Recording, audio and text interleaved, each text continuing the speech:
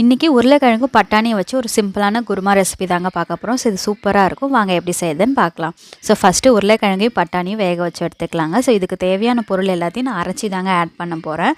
So first வந்து எண்ணெய் ஊற்றிட்டு ஹோல் ஸ்பைசஸ் எல்லாமே போட்டதுக்கப்புறமா நான் ஃபஸ்ட்டு இஞ்சி, பூண்டு, சின்ன வெங்காயம், பச்சை மிளகாய் இதெல்லாத்தையும் அரைச்சி நான் வந்து ஃபஸ்ட்டு சேர்த்துக்கிட்டேங்க. நல்லா வதங்கினதுக்கப்புறமா ஒரு 4 வெங்காயத்தை நல்லா அரைச்சி ஆட் பண்ணிவிட்டு அதுக்கு தேவையான உப்பு சேர்த்து நல்லா வதங்கினதுக்கப்புறமா ஒரு 3 தக்காளியை வந்து அரைச்சி ஆட் பண்ணிட்டேங்க.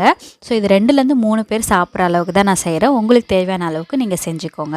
ஸோ இது எல்லாத்தையும் வதங்கினதுக்கு அப்புறமா நம்ம வீட்டில் அரைச்ச குழம்புத்தூள், காரத்தூள், தனியாத்தூள், சீரகத்தூள் இதெல்லாத்தையும் ஆட் பண்ணிவிட்டு நல்லா எண்ணெயிலே வதக்கிக்கோங்க. ஸோ கொஞ்சம் எண்ணெய் பிரிஞ்சதுக்கப்புறமா நம்ம வேக வச்சுருக்க பட்டாணியும் உருளைக்கிழங்கு இதெல்லாத்தையும் சேர்த்துட்டு நமக்கு தேவையான அளவுக்கு தண்ணியும் உப்பையும் ஆட் பண்ணிக்கோங்க. ஸோ நல்லா கொதிக்க வச்சுட்டு மூடி போட்டு இறக்கிறதுக்கு முன்னாடி கருவேப்பிலை, புதினா, கொத்தமல்லி இது எல்லாத்தையும் சேர்த்து நல்லா கொதிக்க வச்சு இறக்குனிங்கன்னா சூப்பரான குருமா ரெசிபி